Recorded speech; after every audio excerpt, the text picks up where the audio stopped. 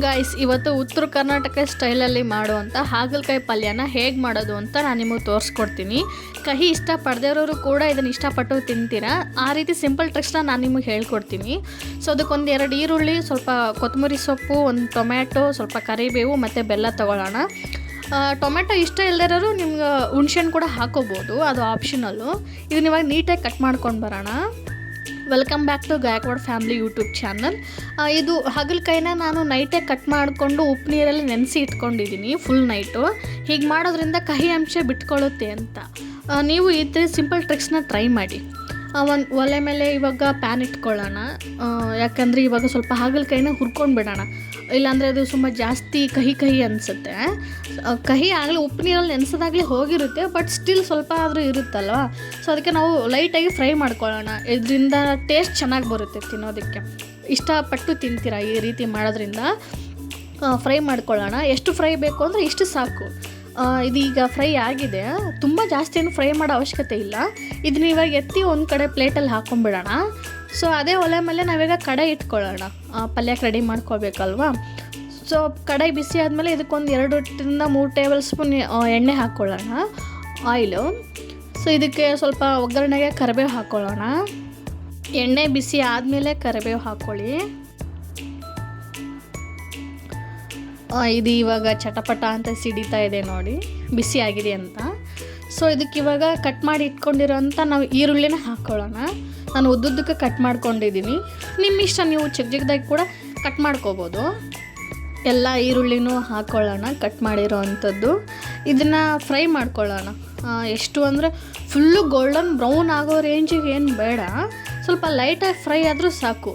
ಅಂದರೆ ಇದು ಹಸಿ ಸ್ಮೆಲ್ ಹೋಗಿದ್ರೆ ಸಾಕು, ಟೇಸ್ಟ್ ಚೆನ್ನಾಗಿ ಬರುತ್ತೆ ಈ ರೀತಿ ಮಾಡೋದ್ರಿಂದ. ನೆಕ್ಸ್ಟ್ ಫ್ರೈ ಮಾಡ್ತಾಯಿರಿ. ಹಾಗೆಯೇ ನಿಮಗೆ ಸಿಂಪಲ್ ಟ್ರಿಕ್ಸ್ನ ಹೇಳ್ತೀನಿ, ಕಹಿ ಇಲ್ಲದೆ ಇರೋದಕ್ಕೆ ಅಂತ ಹೇಳಿದ್ನಲ್ಲ, ಅದೇ ಹಾಗಲಕಾಯಿನ ನೈಟಲ್ಲಿ ನೆನೆಸಿಟ್ಕೊಂಡ್ಬಿಡಿ ಉಪ್ಪು ನೀರಲ್ಲಿ ಹಾಕಿ. ಸೊ ಅವಾಗ ಕಹಿ ಬಿಟ್ಕೊಂಡ್ಬಿಡುತ್ತೆ ಕಂಪ್ಲೀಟಾಗಿ ಅದು. ಆಮೇಲೆ ಸ್ವಲ್ಪ ತವ ಮೇಲೆ ಫ್ರೈ ಮಾಡಿಕೊಂಡ್ರೆ ಇನ್ನೂ ಕಹಿ ಬಿಟ್ಕೊಳ್ಳುತ್ತೆ. ನಾವು ಬೆಲ್ಲ ಆ್ಯಡ್ ಮಾಡ್ಕೊಳ್ಳೋದ್ರಿಂದ ಟೇಸ್ಟ್ ಚೆನ್ನಾಗಿ ಬರುತ್ತಲ್ಲ, ಸೊ ಅವಾಗ ಕಹಿ ಅನಿಸಲ್ಲ. ತಿಂದೇ ಇರೋರು ಕೂಡ ಚೆನ್ನಾಗಿ ತಿಂತಾರೆ ಇಷ್ಟಪಟ್ಟು. ಸೊ ಅದು ಇವಾಗ ಈರುಳ್ಳಿ ಫ್ರೈ ಆಗಿದೆ. ಇದಕ್ಕೆ ನಾವು ಕಟ್ ಮಾಡಿ ಇಟ್ಕೊಂಡಿರೋಂಥ ಒಂದು ಟೊಮೆಟೊನ ಆ್ಯಡ್ ಮಾಡ್ಕೊಳ್ಳೋಣ. ಇದು ಆಪ್ಷನಲ್ ಅಂತ ನಾನು ಮೊದಲೇ ಹೇಳಿದ್ದೆ. ಹುಣ್ಸೆಹಣ್ಣು ಕೂಡ ಹಾಕೋಬೋದು ನೀವು. ಟೊಮೆಟೊನ ಹಾಕಿ ನೀಟಾಗಿ ಫ್ರೈ ಮಾಡ್ಕೊಳ್ಳಿ. ಅಂದರೆ ಇದರಲ್ಲಿರೋಂಥ ನೀರೆಲ್ಲ ಬಿಟ್ಕೊಳ್ಳುತ್ತೆ ಟೊಮೆಟೊ, ಅಷ್ಟು ಗೊತ್ತಾಗುತ್ತಲ್ಲ. ಸೊ ಆ ರೀತಿ ಅದನ್ನು ಹಾಕ್ಕೊಂಡು ಫ್ರೈ ಮಾಡ್ಕೊಳ್ಳಿ. ಇದು ಇವಾಗ ಫ್ರೈ ಆಗ್ತಾಯಿದೆ. ಇದೆಲ್ಲ ನೀಟಾಗಿ ಫ್ರೈ ಆದಮೇಲೆ ಹುರಿದಿಟ್ಕೊಂಡಿರೋಂಥ ಹಾಗಲಕಾಯಿನ ಇದಕ್ಕೆ ಆ್ಯಡ್ ಮಾಡ್ಕೊಳ್ಳೋಣ. ಸ್ವಲ್ಪ ಇದನ್ನು ಕೂಡ ಎಣ್ಣೆಯಲ್ಲಿ ಚೆನ್ನಾಗಿ ಫ್ರೈ ಆಗಲಿ. ಈರುಳ್ಳಿ ಟೊಮೆಟೊ ಜೊತೆ ಮಿಕ್ಸ್ ಆಗಿ ಫ್ರೈ ಆದರೆ ಚೆನ್ನಾಗಿರುತ್ತೆ ಟೇಸ್ಟು ತಿನ್ನೋದಕ್ಕೆ. ಇದು ಫ್ರೈ ಆಗ್ತಾ ಇರಲಿ. ನೀಟಾಗಿ ಎಲ್ಲ ಕಡೆಯೂ ಕಲಿಸ್ಕೊಳ್ಳಿ, ಅದನ್ನು ಮಿಕ್ಸ್ ಮಾಡ್ಕೊಳ್ಳಿ. ಇದು ಮಿಕ್ಸ್ ಆಗಿದೆ. ಇವಾಗ ಸ್ವಲ್ಪ ಹಾಗೆ ಬಿಡಿ, ಅದು ಫ್ರೈ ಆಗಲಿ ನೀಟಾಗಿ. ಸೊ ಇವಾಗ ಇದಾದಮೇಲೆ ಸ್ವಲ್ಪ ರುಚಿಗೆ ತಕ್ಕಷ್ಟು ಉಪ್ಪು. ಮೊದಲೇ ಉಪ್ಪಲ್ಲಿ ನೆನೆಸಿಟ್ಟಿರ್ತೀವಿ, ನೋಡ್ಕೊಂಡು ಉಪ್ಪು ಹಾಕ್ಕೊಳ್ಳಿ. ಜಾಸ್ತಿ ಉಪ್ಪಾದರೆ ತಿನ್ನೋಕ್ಕಾಗಲ್ಲ. ನಾನು ಸ್ವಲ್ಪ ಉಪ್ಪು ಹಾಕ್ಕೊಂಡಿದ್ದೀನಿ, ರುಚಿಗೆ ತಕ್ಕಷ್ಟು ಉಪ್ಪು. ಇದಾದಮೇಲೆ ನಾವು ಸ್ವಲ್ಪ ಒಂದು ಚಿಟಿಕೆ ಅರಿಶಿನ ಹಾಕ್ಕೊಳ್ಳೋಣ. ಇದು ಇನ್ಮೇಲೆ ಮಸಾಲ ಇಂಗ್ರೀಡಿಯೆಂಟ್ಸ್ ಹೇಳ್ತಾ ಹೋಗ್ತೀನಿ. ಸೊ ಇದು ಮನೇಲಿ ಮಾಡಿರೋಂಥ ಮಸಾಲ. ಇದನ್ನು 1-1.5 ಟೇಬಲ್ ಸ್ಪೂನ್ ನಾನು ಹಾಕ್ಕೊತಾ ಇದ್ದೀನಿ. ನೀವು MTRದು ಸಾಂಬಾರು ಪೌಡ್ರ್ ಬರುತ್ತಲ್ಲ, ನೀವು ಅದನ್ನು ಕೂಡ ಹಾಕ್ಕೋಬೋದು. ಆ ಟೇಸ್ಟು ಅದಕ್ಕೂ ಇದೂ ಚೆನ್ನಾಗಿ ಬರುತ್ತೆ. ಸ್ವಲ್ಪ ಧನಿಯಾ ಪೌಡ್ರ್ ಹಾಕ್ಕೊತಾ ಇದ್ದೀನಿ. ಆಮೇಲೆ ಅಚ್ಕಾರದ ಪುಡಿ ಬದಲು ನೀವು ಹಸಿ ಮೆಣಸಿನ್ಕಾಯಿನ ಹುರಿದು ಫ್ರೈ ಮಾಡಿ ಕೂಡ ಹಾಕ್ಕೋಬೋದು. ಇದು ಶೇಂಗಾ ಬೀಜನ ಹುರಿದು ಆಮೇಲೆ ಫ್ರೈ ಇದನ್ನು ಮಿಕ್ಸಿ ಹಾಕ್ಕೊಂಡು ಇಟ್ಕೊಂಡಿದ್ದೀನಿ, ಪೌಡ್ರ್ ಮಾಡಿಕೊಂಡು.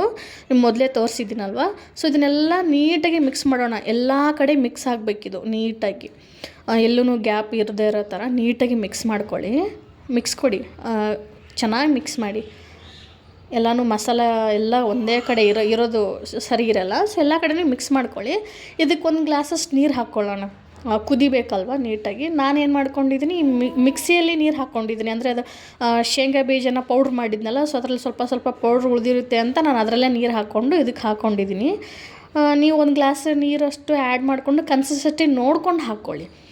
ತುಂಬ ನೀರಾದರೆ ಚೆನ್ನಾಗಿರಲ್ಲ. ಸೊ ಕೊನೆಯಲ್ಲಿ ಇದಕ್ಕೆ ನಾವು ಸ್ವಲ್ಪ ಬೆಲ್ಲನ ಆ್ಯಡ್ ಮಾಡ್ಕೊಳ್ಳೋಣ. ಬೆಲ್ಲ ಹಾಕ್ಕೊಳ್ಳೇಬೇಕು ಸ್ವಲ್ಪನಾದರೂ, ಅಂದರೆ ಟೇಸ್ಟ್ ಚೆನ್ನಾಗಿ ಬರುತ್ತೆ ಬೆಲ್ಲ ಹಾಕೋದ್ರಿಂದ. ಅಡುಗೆನೂ ತುಂಬ ಚೆನ್ನಾಗಾಗುತ್ತೆ. ನಾವು ಸಾಂಬಾರಲ್ಲೂ ಆವಾಗವಾಗ ಹಾಕ್ತಾಯಿರ್ತೀನಿ, ಪಲ್ಯಕ್ಕಂತೂ ನಾನು ಮಿನಿಮಮ್ ಹಾಕೇ ಹಾಕ್ತೀನಿ. ಸೊ ಇದನ್ನು ಕುದಿಯೋಕೆ ಬಿಟ್ಬಿಡೋಣ.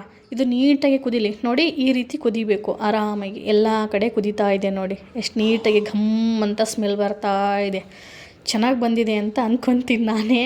ಇದು ನಮ್ಮ ಅಜ್ಜಿ ನನಗೆ ಹೇಳ್ಕೊಟ್ಟಿರೋಂಥ ಟ್ರಿಕ್ಸು. ಸೊ ನಾನು ನಿಮ್ಮ ಹತ್ರ ಶೇರ್ ಮಾಡ್ಕೊಳ್ತಾ ಇದ್ದೀನಿ. ಇಷ್ಟು ಕುದ್ದಿದೆ ನೋಡಿ, ಇದು ಪೂರ್ತಿಯಾಗಿ ಬೆಂದಿದೆ ಅದು ಆಲ್ರೆಡಿ. ಸೊ ಇದಕ್ಕೆ ನಾವು ಕೊನೆಯಲ್ಲಿ ಕೊತ್ತಂಬರಿ ಸೊಪ್ಪು ಹಾಕಿ ಟಚಪ್ ಕೊಟ್ಬಿಡೋಣ. ಕೊತ್ತಂಬರಿ ಸೊಪ್ಪು ಅಡುಗೆ ಕ್ವೀನ್ ಅಲ್ವಾ. ಸೊ ಇದು ಕಂಪ್ಲೀಟಾಗಿ ಮುಗೀತು. ಇಷ್ಟೇ ಸಿಂಪಲ್ ಟ್ರಿಕ್ಸ್ ನಾನು ನಿಮಗೆ ಹೇಳಬೇಕಾಗಿದ್ದು. ಸೊ ಇದೇ ರೀತಿ ನಿಮಗೆ ಹೆಚ್ಚಿನ ವೀಡಿಯೋಗಳ್ನ ನಾನು ಅಂದರೆ ಅಪ್ಲೋಡ್ ಮಾಡ್ತಾ ಇರ್ತೀನಿ.